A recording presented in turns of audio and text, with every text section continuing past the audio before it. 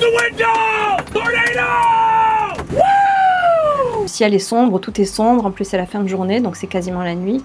On est un peu dans une scène, c'est vrai, apocalyptique. J'ai même pas le temps de réaliser qu'il y a un phénomène potentiellement destructeur près de nous. Bonjour, je suis Hélène Pambrun, photographe pour Paris Match, et je vais vous raconter aujourd'hui l'incroyable reportage que j'ai réalisé aux côtés de chasseurs de tornades aux États-Unis.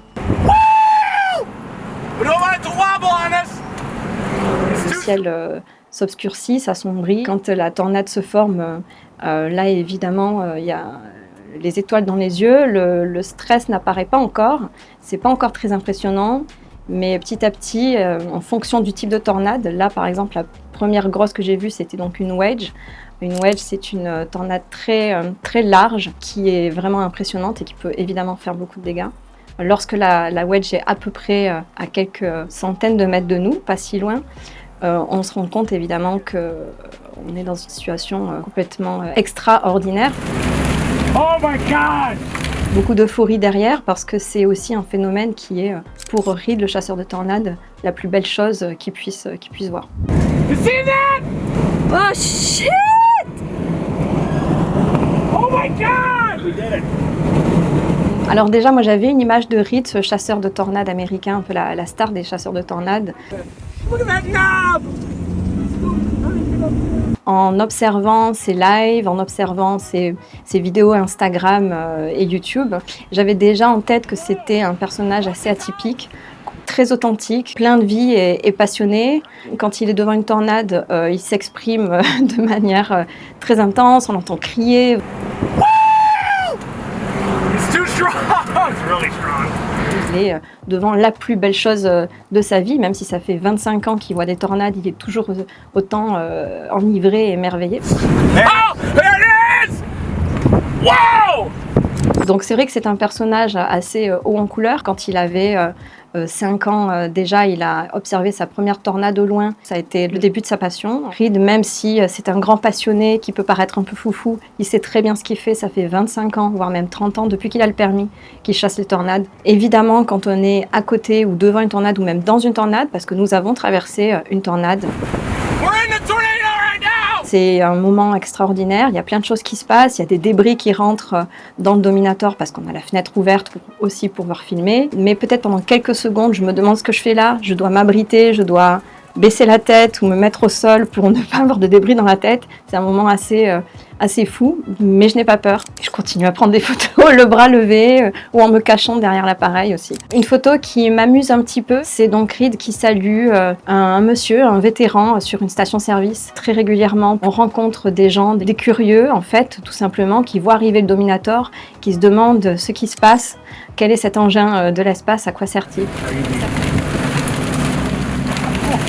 Le Dominator, c'est son véhicule, c'est un engin complètement inédit qui a d'ailleurs inspiré le film Twisters qui est sorti l'année dernière. C'est un engin blindé qui lui permet, comme il dit, d'intercepter les tornades, c'est-à-dire d'aller soit au plus près de la tornade, soit d'aller dans la tornade pour éventuellement lancer des outils, des capteurs qui lui permettent de mieux comprendre la formation de ces phénomènes. Here it is! Hear it? Yeah. Right in front. It's right. We're in the tornado. There's the bun. Look at it. Look at the smooth bun. Yeah. Look at it. Right here. We're in it. Look at that. Alors le dernier Dominator de l'équipe de Reed, le Dominator 3, est équipé de harpons spécialement conçus pour pouvoir s'ancrer dans le sol, comme on peut le voir dans le dernier film Twister, pour justement que le Dominator reste sur place et ne s'engouffre pas dans une tornade. Après, ça a ses limites évidemment, donc face à une F5, c'est-à-dire une tornade d'une puissance extrême et dévastatrice, là c'est vrai qu'on aurait pu être soulevé comme une crêpe. J'étais étonnée pendant ce reportage de ne pas avoir si peur que ça. Des amis à lui, chasseurs, sont décédés, notamment dans une grande tornade El Reno en 2013, un chasseur de son équipe avec qui il faisait un tournage, donc ça c'était un moment très difficile évidemment. Donc aujourd'hui il fait un petit peu plus attention, même si quelque part il fonce quand même toujours le plus possible dans les tornades. Alors cette photo-là, c'est Crystal, mère de famille dans le Dakota, qui est en vie, qui finalement a patienté avec beaucoup d'effroi dans le bunker pendant de longues minutes avant de constater que la tornade était partie et avait dévasté toute leur maison. Lorsque nous arrivons devant la fenêtre de ce bunker que nous avons finalement déblayé, il y a des survivants dans cette maison et c'est ce qui nous rassure énormément. Je ne pensais pas du tout assister à une scène comme ça. C'est assez commun d'avoir un bunker dans sa maison quand on habite par exemple, le Dakota du Nord, du Sud, ou un État qui est en fait sur la Tornado Alley, donc cette série d'États où les tornades pleuvent entre guillemets pendant le printemps, mais c'est pas systématique. Lorsqu'une tornade approche, tout le monde reçoit sur son téléphone un signal d'alarme.